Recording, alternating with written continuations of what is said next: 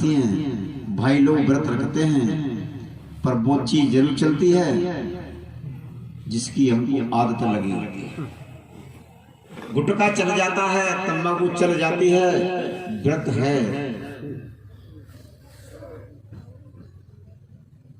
पापी अन्न खाने से हुए हैं, इसलिए अन्न नहीं खाएंगे। गुटखा, तंबाकू, गांजा, भांग सब व्रत में चले। हमने व्रत का अर्थ ही नहीं समझा है। और पाखंड जो शब्द है कहते उसी को हैं कि हम कह कुछ रहे हैं और कर कुछ रहे हैं। जहां सिर्फ दिखावा है, दिखावे वाली स्थिति को ही पाखंड कहते हैं। तो हमने कुछ भी याद कर लिया हो और हम अपने जीवन में अपनी इस मनोपूर्ति के लिए, मनोकामनाओं के लिए क्या क्या मांग अंदर में भरी हुई है, वो मंदिर, मस्जिद, गुरुद्वारे इनमें जाकर के, तीर्थों में जाकर के किसी को छोड़ता नहीं आदमी।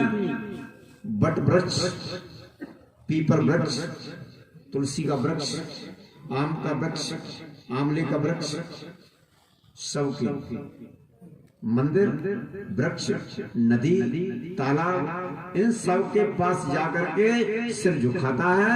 वो अपनी कामना की पूर्ति के लिए स्तुति करता है। साधु कवि साई ने 68 नंबर के शब्द में वो कुछ वाक्य कहे हैं। जो चरखा जर जाए बढ़ैया ना मरे, मैं का तुम सूत हजार चरखुला जना जना। हे चरखा, मैं तेरी प्रार्थना करता हूं, मैं चाहे हजारों सूत काटूं, सूत काट काट करके इतना सूत काट दूं कि पूरा विश्व मेरे कतेल सूत के कपड़े पहने, पर चरखा चरखुला जिन जन, परंतु चरखा नष्ट ना हो। एक साथ भाव उल्टा है। चरखा ये शरीर है, वहां तो शब्द ये आया, चाहे पूरा विश्व वस्त्र पहने, मेरे कटे हुए सूत के पर चरखुला जिन जरे, ये चरखा नष्ट ना हो। पर या तो भाव ही उल्टा है। कवि साई वो बात कहते हैं जिसको समझने के लिए विचार करने की आवश्यकता है।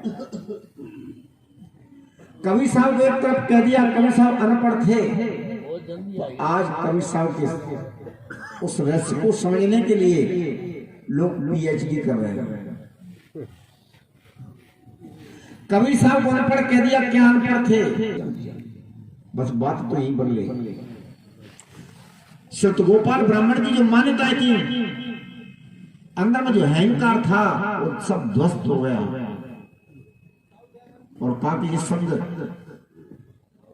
कवि साई ने ये पद कहा, झगड़ा एक बड़ा राजा राम, जो निर्वार सुंदरवान, ब्रह्म बड़ा के जहां से आया, वेद बड़ा के जिन पजाया, ई मन बड़ा के जय मन माना, और राम बड़ा के राम ही जाना। इन शब्दों को सुनकर के वो ब्राह्मण नतमस्तक हुआ, दीक्षा ली, और शिष्य बन गया, साधु हो गया। माने कहा धन्यवाद अब है, अब मैं तुझे कहूंगी कि तू विद्वान है। क्योंकि कवि साई का एक वाक्य है, पोथी पढ़ पढ़ जन्म हुआ, पंडित हुआ ना कोई, वो 2.5 अक्षर प्रेम का पढ़े सो पंडित। हमारे सुबोध साहब के कितने बढ़िया वाक्य चल रहे थे कि आदमी मंदिरों के पीछे, मस्जिद के पीछे, गुरुद्वारों के पीछे, इन मान्यताओं के पीछे आदमी का हनन कर देता है, मार देता है। मंदिर जिंदा रहे, मस्जिद जिंदी रहे, गुरुद्वारा जिंदा रहे, ये तीर्थ जिंदा रहे, आदमी मर जाए।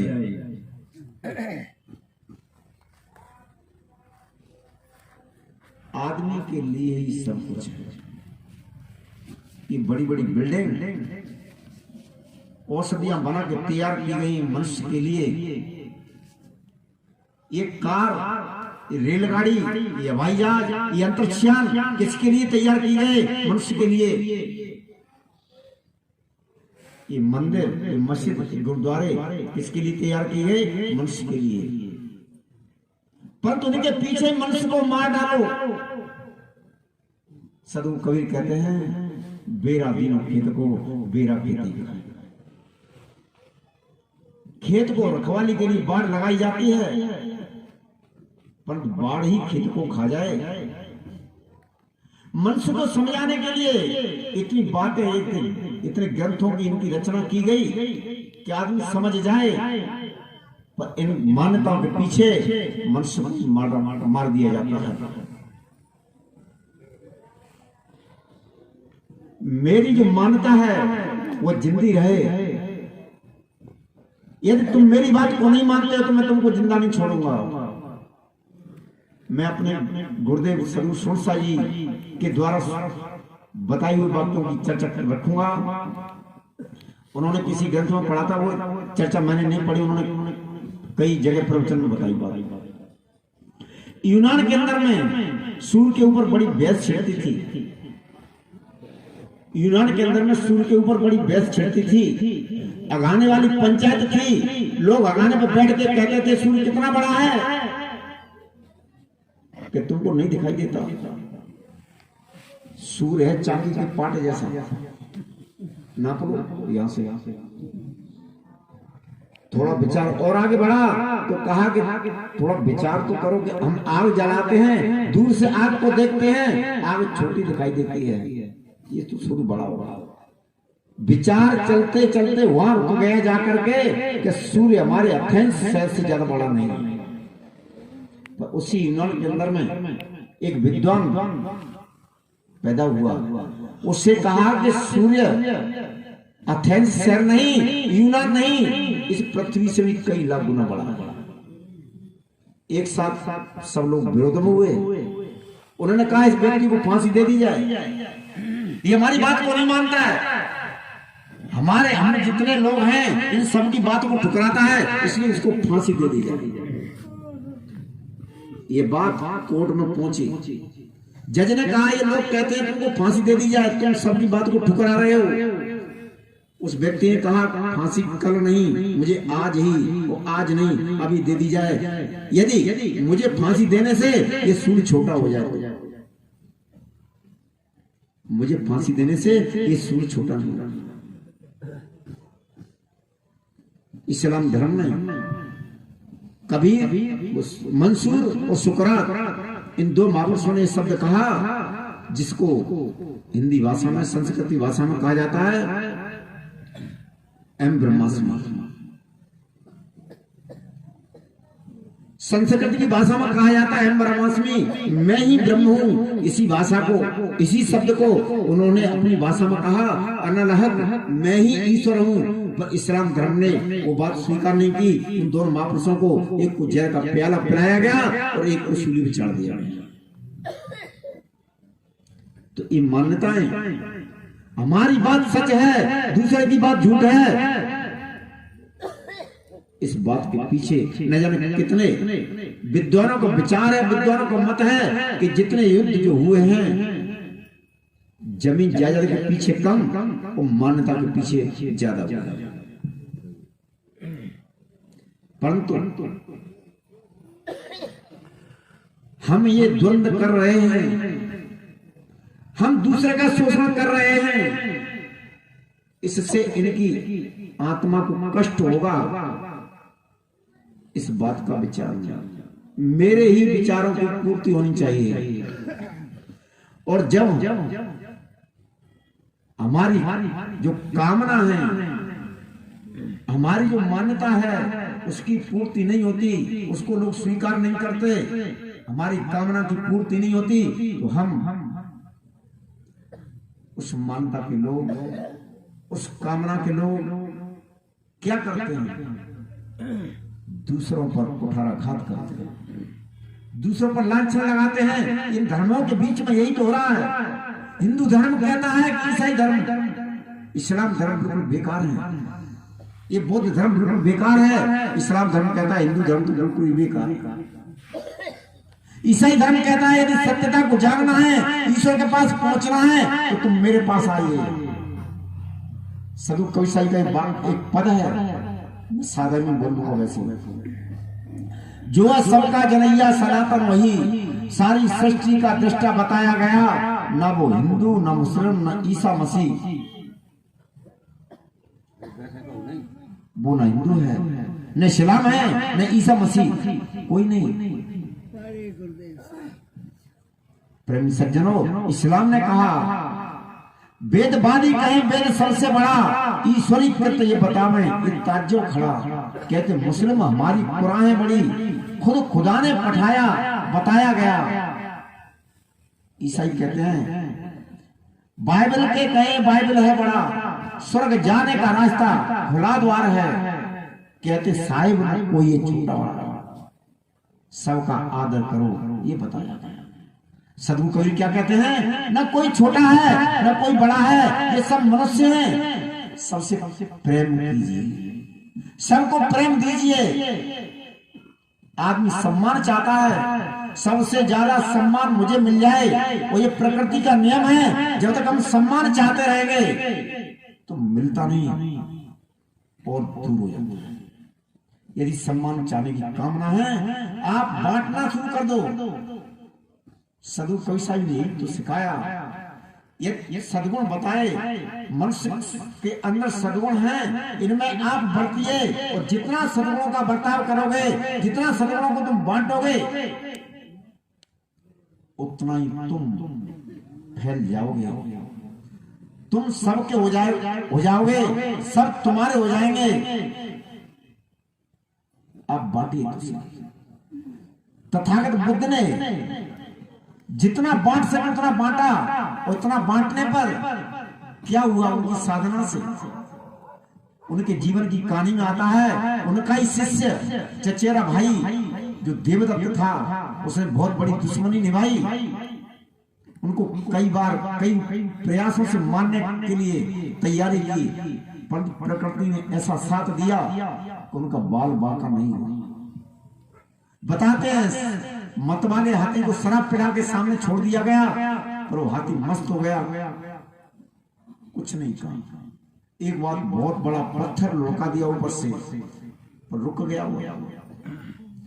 सदगुरु कबीर कहते हैं, पान पदीनो तास को जो तन मन बोले सांच, प्रकृति उसी का साथ देती है जो तन मन वचन से सांच बोलता है। तन मन वचन से सांच बोलने का अर्थ क्या है, जिसका मन पवित्र हो, मन से अच्छा चिंतन होता हो, जिसकी वाणी से अच्छे शब्द निकलते हों, जो शरीर से बढ़िया अच्छे कर्म करता हो, ये तन मन सांच। और जिसकी विचारधारा इस प्रकार की है, उसका ऊर्जा मंडल बिल्कुल पवित्र हो जाता है। जिसका ऊर्जा मंडल पवित्र हो जाता है, मानिए आग में कोई जल रहा है और बर्फ के पास उसको ले जाइए तो शीतलता मिलती है। जिसका जीवन इस प्रकार का है, वो व्यक्ति, उसकी ऊर्जा बिल्कुल पवित्र हो जाती है, उनका मन बिल्कुल पवित्र हो जाता है। ऐसी स्थिति में जो भी उनके पास जाते हैं, उनका भी मन शांत हो जाता है। इसलिए सदगुरु कवि साई ने कहा, कर बैया बल आपनी और छाण प्राणी आस, जाके आंगन नदिया बह सो कस मरत, जो चरखा जर्जय पड़ेगा। इस बात को हटा दीजिए अपने अंदर से, क्योंकि कामना का अंत कभी नहीं हुआ है। आप सोचते हो कि शरीर से भोग भोगते भोगते, जो आदमी सोचता है कि शरीर से भोग भोगते मैं संतुष्ट हो जाऊं, आप अग्नि में जितना घी डालिए उतना अग्नि प्रज्वलित होगी, बुझेगी नहीं, उसको बुझना। प्रेमी सज्जनों, इसलिए भोग भोगते सुख की कामना में इतना जलते जलते आप परेशान होते हैं।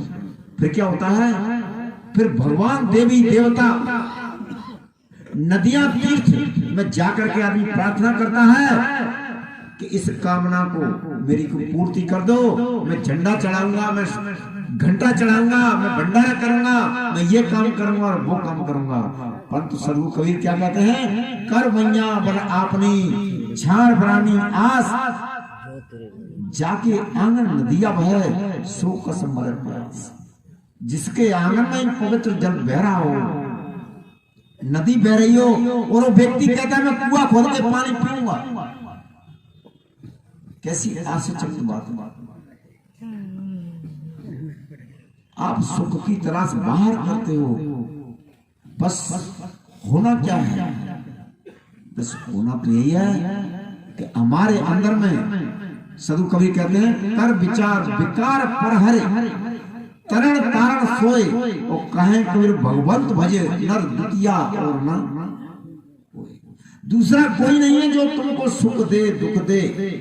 पूरा सुख बच जाता है, दुख नाम की कोई चीज रहती नहीं। इसलिए जिन कारण से हमारे जीवन में दुख तैयार होते हैं, उन कारणों को समझने की आवश्यकता है, उन विकारों को हटाने की आवश्यकता है। इसके लिए गीता में कहा, गीताकार ने दत्त कर्माण तमो पंडित, अपने विचारों को, अपने विकारों को ज्ञान की अग्नि में दग्ध कर दो, बस तुम्हारा काम बन गया। जब पूरा कचरा जल जाएगा तो बचेगा कहां, फिर क्या होगा, आपका घर साफ है, आपका क्षेत्र साफ है, कचरा तो जल ही गया।